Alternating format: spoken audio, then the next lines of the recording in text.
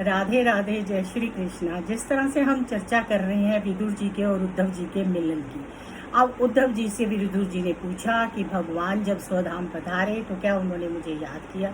तो उद्धव जी ने कहा, विदुर जी आप बड़े भाग्यशाली हैं, भगवान ने रुक्मिणी को भी याद नहीं किया, लेकिन आपको 3 बार याद किया कि मैंने विदुर को कुछ नहीं दिया, मैं विदुर को कुछ नहीं दे पाया।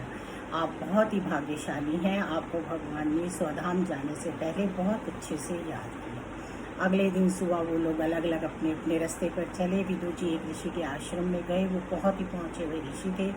विदुर जी ने उनसे कहा कि आप क्या मुझे ज्ञान देंगे, मैं दासी पुत्र हूँ। तो उन्होंने बताया कि विदुर जी आप दासी पुत्र नहीं हैं, पिछले आप एक ऋषि के शाप के कारण बने हैं कि आप तो यमराज हैं। आपको मालूम नहीं है कि आपने जब आप यमराज का कार्यभार संभाल रहे थे उस वक्त पर आपने एक माने हुए ब्रह्म ऋषि को, उनके आश्रम में कोई चोर आए और वो अपना सामान रख गए और उनको राजा ने पकड़ लिया। राजा के दूतों ने सोचा कि शायद ऋषि ने चोरी की है, जबकि चोर अपना सामान आश्रम में छुपा गए थे और वो आश्रम राजा के महल में ले गए और उनको राजा ने मृत्यु दंड दिया। और जब वो इनको मृत्यु पर चढ़ाने लगे तो ऋषि इतने ब्रह्म ज्ञानी थे कि उनके अंदर से ऐसी ऊर्जाएं निकलने लगी और वो मरने नहीं लगे। तो राजा को ज्ञान हुआ कि मैंने गलती की है, ये ब्रह्म ज्ञानी। उन्होंने कहा मुझे माफ़ कर दीजिए। उन्होंने कहा राजन, मैं आपको तो माफ़ कर सकता हूँ लेकिन मैं यमराज को माफ़ नहीं कर सकता। और वो आए यमपुरी में और उन्होंने कहा तुमने मुझे ये सज़ा क्यों दी। यमराज डर गए। उन्होंने कहा कि अब मैं इनको क्या कहूँ। तो उन्होंने कहा बाल्यकाल में आपने एक तितली के पंख पकड़े थे और उसे जलाने की कोशिश की थी।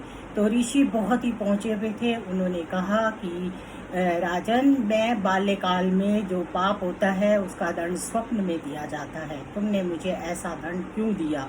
इसके लिए मैं तुम्हें श्राप देता हूँ कि तुम्हें दासी के घर जन्म लेके और पृथ्वी लोक में आना पड़ेगा और ये जीवन व्यतीत करना पड़ेगा। तो विदुर जी आप तो एक बहुत ही पहुँचे हुए ऋषि खुद हैं, आप दासी पुत्र बनके एक अभिशाप के कारण आए हैं। तो विदुर जी को वहाँ ज्ञान प्राप्त हुआ और उन्होंने ऋषि को परिणाम किया। तो इस तरह से हमारे जो कर्म होते हैं हमें अपने कर्मों का भुगतान करना है।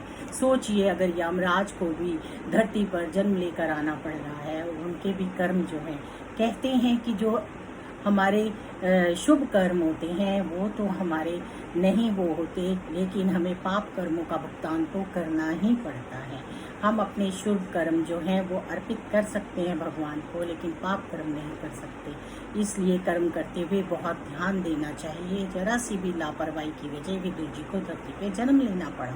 तो इसीलिए हमें जरा सी भी लापरवाही नहीं करनी चाहिए, अपने कर्मों पर बहुत ध्यान देना चाहिए और कर्म करते हुए सोचना चाहिए कि जो कर्म हम कर रहे हैं वाकई में वो कर्म ठीक है।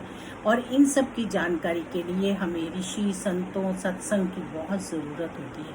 हमें पता चलता है कि हमें क्या करना चाहिए और क्या नहीं करना चाहिए। इसलिए हमें ग्रंथों का जरूर से पाठ करना चाहिए, सत्संग सुनना चाहिए। जो भी जहाँ भी सत्संग होता है, भागवत हो, रामायण हो, हमें सबका पारायण करना चाहिए। उससे हमें बहुत ज्ञान मिलता है और हमारे अच्छे संस्कार बनते हैं। तो इस तरह से धीरे धीरे हम इस चर्चा को आगे ले जा रहे हैं और जान रहे हैं कि भागवत में भगवान ने किस तरह से जो व्यास जी के पुत्र है सुखदेव जी, वो परीक्षित को कथा सुना रहे हैं। उन्होंने कहा राजन, हमें अपने कर्मों का भुगतान करना ही पड़ता है, हम अपने कर्मों से बच नहीं सकते। जो हम कर्म करते हैं उन्हें हमें जन्म ले लेकर करना ही, भुगतना ही पड़ता है। और जब तक हमारा किसी के साथ कर्म होता है तब तक हमें वो संबंध भी निभाना पड़ता है, हम उस संबंध से छूट नहीं सकते।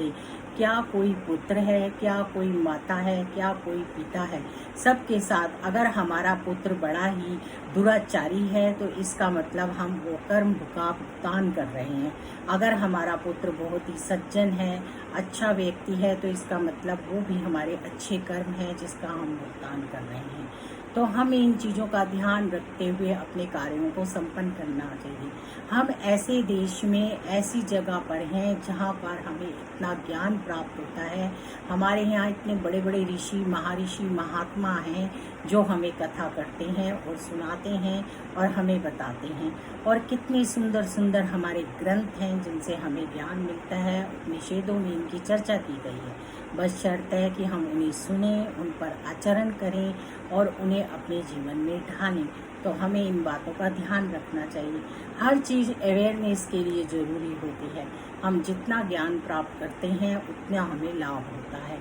जब हम बचपन में छोटे थे तो हमारे जो गुरु महाराज थे वो कहते थे कि हमें बच्चों को से दान करवाना चाहिए, उन्हें देना आना चाहिए। अगर उन्हें देना आएगा तो जब हमारे बच्चे बड़े हो जाएंगे और हमें ज़रूरत होगी कि हम वृद्धावस्था में हैं तो वो हमें कुछ दें, तो उन्हें देने की आदत होगी तो वो हमें भी देंगे। तो इसलिए हमें इन सब चीज़ों पे ध्यान रखते हुए अपना जीवन व्यतीत करना चाहिए। राधे राधे, जय श्री कृष्णा।